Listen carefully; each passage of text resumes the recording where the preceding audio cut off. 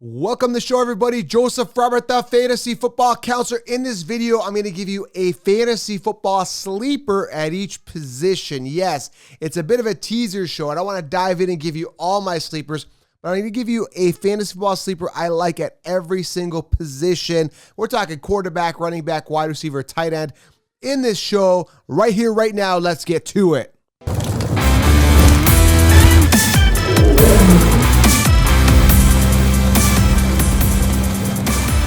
All right, guys, welcome to the show. Joseph Robert, the fantasy football counselor, and we're talking fantasy football sleepers 2020. Wanted to have a little mini episode here and talk about a sleeper at each position that I like. And believe me, for fantasy football 2020, there is a ton of sleepers that I absolutely love this season, but I handpicked one at each position right here, right now. Also, there's a ton of rookie sleepers, believe it or not. There's a ton of rookies that came into the draft that I think are great value as well. I may have to do a separate show on that as well. So make sure you guys are subscribed and leave a comment below. I want to get your feedback on these four sleepers I'm going to share with you at each position. It's very important that we keep that interaction going. So your comments are very important to me. And again, I value your time. I'll try to reply to as many as I possibly can. I know sometimes it gets hard. There's a lot of comments here, a lot of comments on my Instagram DM. I try to get back to as many people as I possibly can.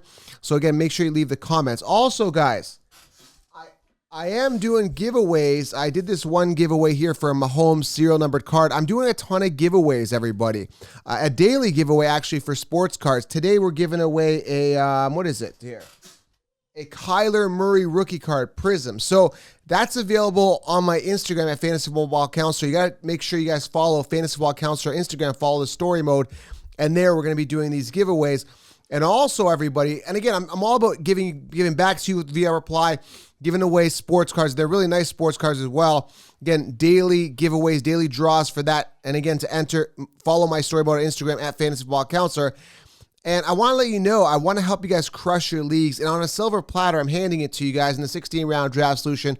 Click on the link here below, pinned comment, or head on over to thefantasyfootballcounselor.com. Get the first ever video training. Again, I'm trying to make it as fun for you guys as possible, giving you guys sports cards, interacting, and then also giving you guys a solution to the problem of who do I draft, when do I draft them, all in a video training at 16 rounds, making it super interactive. All right, let's get to these sleepers, one at each position. Let's start off with the quarterback position. I got to tell you, there's a ton of sleepers at this position. You can literally wait till the end of the draft to get yourself Philip Rivers. Now, I want to emphasize this. People in my 16-round course, I talk about this. If you are in a one quarterback league, always have two quarterbacks. I don't think anybody in the industry mentions this. If you're in a two quarterback league, always make sure you have three quarterbacks. I want to emphasize this, and I'm going to keep saying it in my videos. This is like a golden rule. You have to have your ace quarterback, and you have to have the backup. I cannot explain to you how important this is. It has saved me through my leagues, not only covering my bye weeks, but covering injury, but also covering people that are deciding to hoard all of those quarterbacks, which is completely unfair. And it's happened to me in two quarterback leagues where I couldn't cover my bye week because some guy had all of the quarterbacks. So always give yourself a backup. And again, there's a ton of sleepers. There's a ton of sleepers here at quarterback, a ton of value. But I'm going to give you guys one quarterback here. The guy I'm talking about is currently sitting 23rd amongst quarterbacks. And he's arguably got probably the best weapons on his team. And the guy I'm talking about is Drew Lock. Now, Drew Lock is a guy you can get super late as your backup. I remember a couple years ago, I had a league, and I think Matt Ryan was my starter, had him in around the 5th, 6th round, I believe it was. Then I backed him up with Pat Mahomes. That was the year Pat Mahomes broke out and had this phenomenal year a couple years ago. So I always look for those guys that have the highest ceiling. Now, why do I like Drew Lock? Well, I love his release, love his pocket presence, saw him in college, met him actually at the NFL draft last season, had a good talk with his agent. This guy is primed. He is ready to go. He's got a great release. He's got a good arm, relatively accurate in college. I like that as well. But what I also love is the fact that they've literally loaded up the Broncos offense. I mean, they've got Melvin Gordon in the backfield. Lindsey, I don't really care about, but he can still be a weapon. Okay, so they've got Melvin Gordon. So the pass protection is going to be there. The O-line's pretty decent. They've also got Courtland Sutton, who's an absolute beast in the red zone. They've also got Noah Fant, who actually kind of had some emergence last year, showed some flashes, could be elite talent. And again, this guy was drafted pretty high by the Broncos. I think it was first, second round. I mean, this guy was drafted with purpose to be a full, true, pass-catching tight end, and, get some volume and also do the blocking as well. So Noah Fant, elite talent. And then you've got Hamler, who they just drafted, and they've got Jerry Jeudy, arguably probably the best route runner out of the NFL rookie class here at wide receiver. So when you're looking at the weapons, I mean, on paper, it looks amazing. And if you look at the value at 23rd, you're looking at weapons that are better. Yes, far superior weapons than Baker Mayfield had in Cleveland. And Baker Mayfield last year was a top 5 quarterback. So let me emphasize this. Let me say this again. Last year in fantasy football, the mainstream sheep told you to draft Baker Mayfield as a top 5 quarterback. I told you to stay away. Odell Beckham's overrated. Stay away. Do not draft Baker Mayfield. Josh Allen will outperform Baker Mayfield. But the mainstream insisted, and they said, hey, you got to draft Baker Mayfield. That's what they said, okay? And this year, you've got Drew Lock, young. I think he's better than Baker Mayfield, and he's got better weapons than Baker Mayfield, and he's 23rd. So, again, that is my sleeper at quarterback. I'm going to give you guys one sleeper at each position. That's a guy I think I can get as a backup later with ton of upside. Now, you can get another back. I love Ryan Tannehill as a backup you can get for value. He's another guy people are sleeping on that I talked about. Now, if you look at Ryan Tannehill's numbers, he had around 224 points fantasy. That's not bad. And he missed the first 6 games. He wasn't even on the team then, right? He wasn't on the field. So if you take an average of 20 points per game, which is kind of where he was averaging, you tack that on, you're looking at a top 5 quarterback fantasy-wise, okay? He was just in and around where Dak's point score was, in and around 330 to 340 points. That's pretty phenomenal. So Ryan Tannehill, you can get as a backup. There, I gave you 2 sleepers there. I just broke the rule of this whole episode. So again, Lock, Tannehill, great backups that you can absolutely start in your leagues, okay?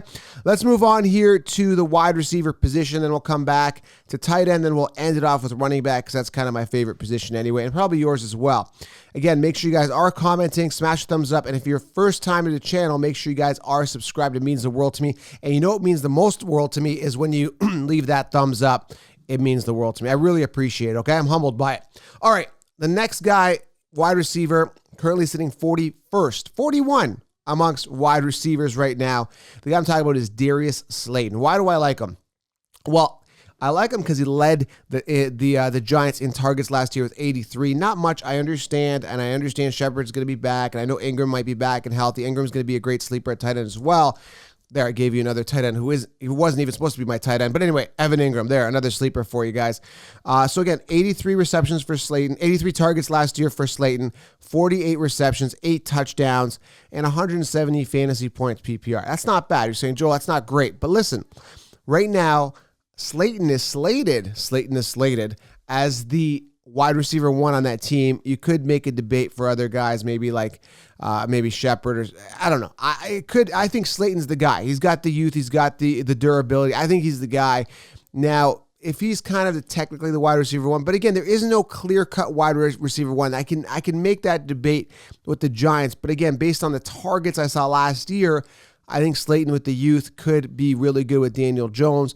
He's sitting at 41, and he's ahead of guys that Christian Kirk, Brown, guys like that are ahead of him, which is crazy because John Brown is not the wide receiver 1 in Buffalo, technically, and Christian Kirk is not the wide receiver 1 in Arizona. There's a ton of targets there. Larry Fitzgerald, DeAndre Hopkins. Kirk may not get the volume. He may max out at like 80 targets himself. But I think Slayton's got a high ceiling, and he's a sleeper that you can get. Listen to this. You can get as your wide receiver 3 or 4, like really late. You could probably get him in like the 7th, 8th, 9th, 10th round, right? Like this is what I mean. You get value at wide receiver with a ton of ceiling.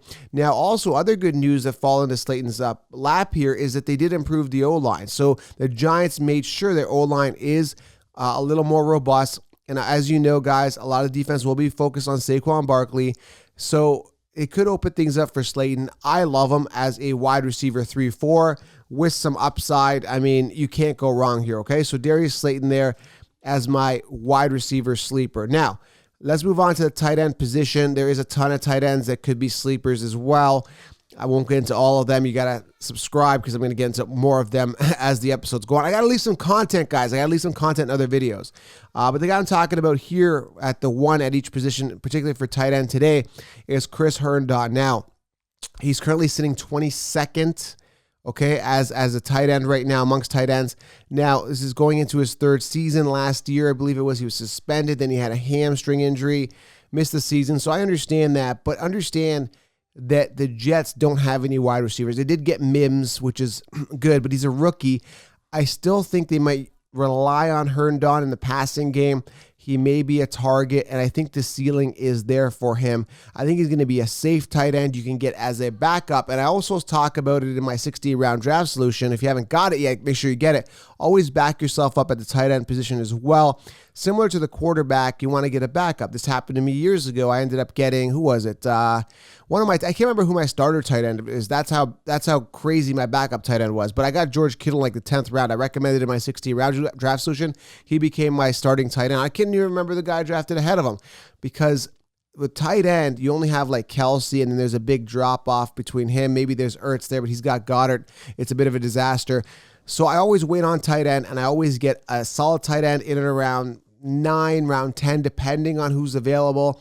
And then I back him up with a guy like this who's got a high ceiling. So a sleeper I'm talking about is Chris Herndon, who could have an opportunity at the high ceiling, boom or bust. But I like the boom potential here for Herndon. If he stays healthy and these off-field issues are healed up or looked after, he doesn't do it, he'll be fine. And his hamstring's healed up. That's what I was trying to say. All right, so who is the running back sleeper here? And I've been doing a ton of mock drafts. I'm in a couple best ball leagues.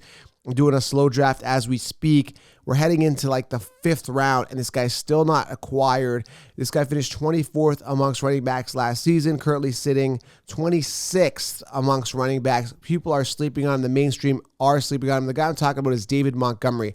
Now, you guys are probably rolling your eyes saying, Joe, David Montgomery, you told me last year he's going to be good. Now, his average ADP last year was in and around the 3rd round because we saw the talent with him. We saw the upside. We saw the opportunity. We saw the potential volume. But Nagy was a bit of an idiot taking him out when he was getting momentum, right? He kept putting Tariq in, breaking his momentum. Now, the good news is Nagy's next on the line in regards to his job. So if he is wanting to keep his job, they got to run the ball. Nick Foles could also be a plus for David Montgomery if he gets in. Maybe he'll launch the ball more, open things up for Montgomery. I do like David Montgomery. Last year, 242 attempts, 889 yards, 6 touchdowns, and 3.7 yards per carry. Those 6 touchdowns are definitely going to go up. There's no doubt about it. The 3.7 yards per carry, that's definitely going to go up. So he's going to definitely crack 1,000 rushing yards this season. His attempts at 242, that should also go up as well. The work ethic, the talent is there. He was literally creating holes when holes weren't even there, trying to run through, okay? So he finished 24th in PPR. That's going to go up. Again, this guy was a 3rd round pick, and he beat Damian Williams in fantasy points last year, and Damian Williams was a early 2nd round pick. I was getting this guy mid to late 3rd round. So if you are looking at David Montgomery, you can get him easily as your RB4 if you go robust RB, maybe even an RB5 in and around the 4th, 5th round. I think it's great value for a guy who is a workhorse. And that's one thing I look at when I am looking at these guys. There's no debate. There's no question about it that this guy is the focal point of that offense when it comes to running back position. I love him. I mean, again, volume, opportunities there. There's nobody else there. They didn't acquire another running back. This doesn't look like an offense with a 3-headed monster. So this is what I like. It doesn't look like the Denver Broncos where they have Lindsey breathing down his neck. Tariq's going to be a bit of a pest, but not as big of a pest as you think, because this guy's going to get all the rushing yards and probably all the goal line work. So David Montgomery, big time sleeper at the running back position. You can get as your RB3, 4, or maybe even 5. People will be sleeping on him, I assure you, and you're getting yourself a solid workhorse running back super late. Like for a running back, like 4th, 5th round, that's late for a guy who is slated as the RB1 with no committee. Phenomenal, okay? So there you have it, guys. Drew Lock, David Montgomery, Darius Slayton, and Chris Herndon. Again, there's a bit of a risk here, especially with Herndon. Don't really trust him. David, a little bit safer. Slayton, high ceiling, bit of a bust potential, and Drew Lock, we don't really know. And again, I consider him as a backup for you, okay? Fantasy Football Sleepers 2021 at each position. Hope you guys enjoyed this episode. Follow my story mode at Fantasy Football Counselor. Follow me on Instagram. I'm doing card giveaways daily. Really cool cards. I just gave away a Lamar Jackson jersey card. It was pretty amazing. Going to keep giving those away daily. Follow me on Instagram if you guys want in. And just screenshot that you've subscribed to this podcast. If you screenshot that you've subscribed to the podcast and DM it to me, I will enter you for the draw, and it's going to be continuing. So if you enter once, I'm going to keep entering you every day in the draws, okay? Smash the thumbs up, subscribe, and I will see you guys in the next video.